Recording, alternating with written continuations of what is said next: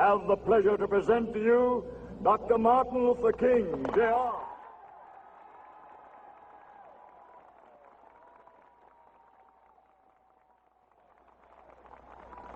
I am happy to join with you today in what will go down in history as the greatest demonstration for freedom in the history of our nation.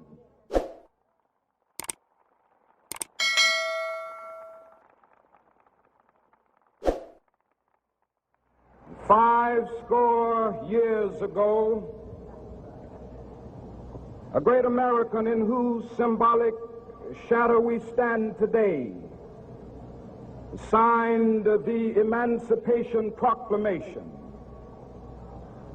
This momentous decree came as a great beacon light of hope to millions of Negro slaves who had been seared in the flames of withering injustice. It came as a joyous daybreak to end the long night of their captivity. But 100 years later, the Negro still is not free. 100 years later, the life of the Negro is still sadly crippled by the manacles of segregation and the chains of discrimination.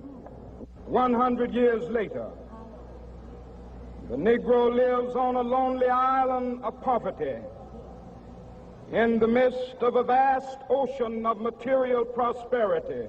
100 years later,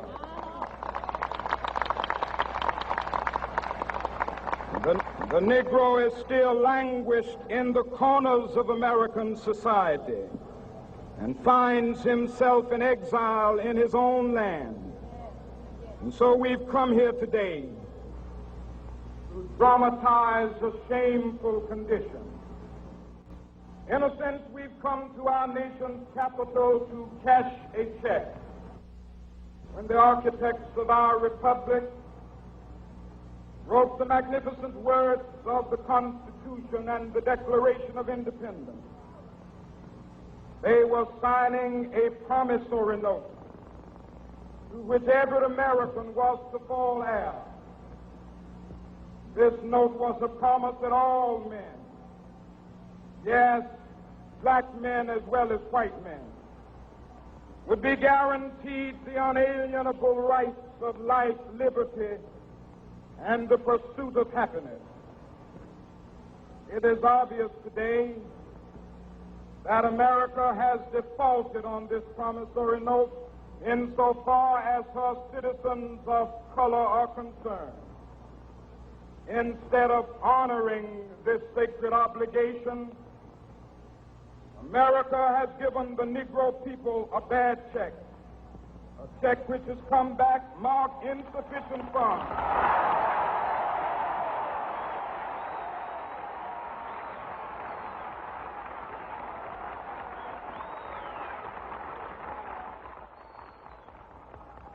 But we refuse to believe that the Bank of Justice is bankrupt.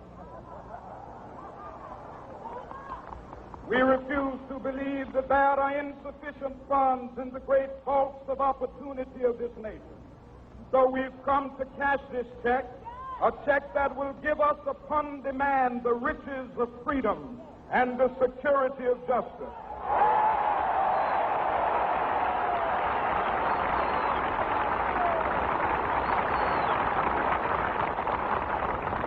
We have also come to this hallowed spot to remind America of the fierce urgency of now. This is no time to engage in the luxury of cooling off or to take the tranquilizing drug of gradualism.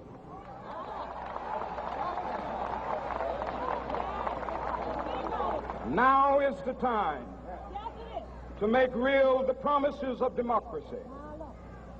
Now is the time to rise from the dark and desolate valley of segregation to the sunlit path of racial justice. Now is the time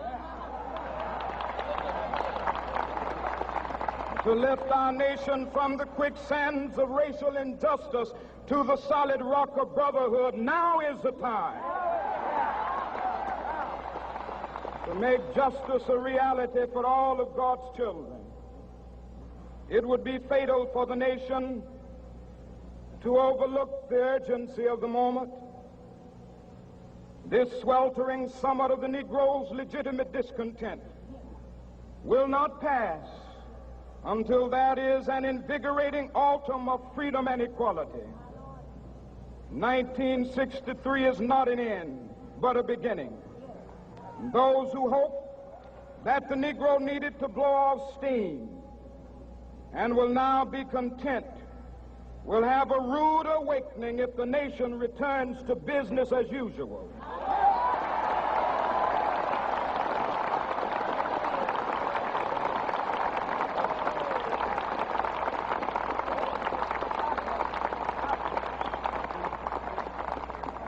There will be neither rest nor tranquility in America until the Negro is granted his citizenship rights.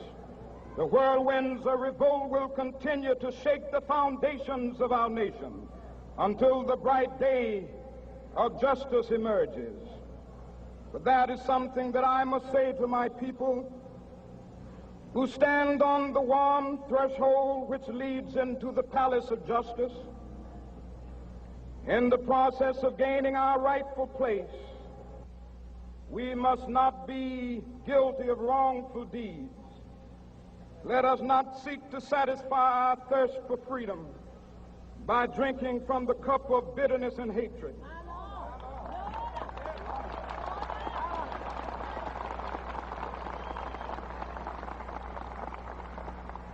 We must forever conduct our struggle on the high plane of dignity and discipline. We must not allow our creative protests to degenerate into physical violence. Again and again,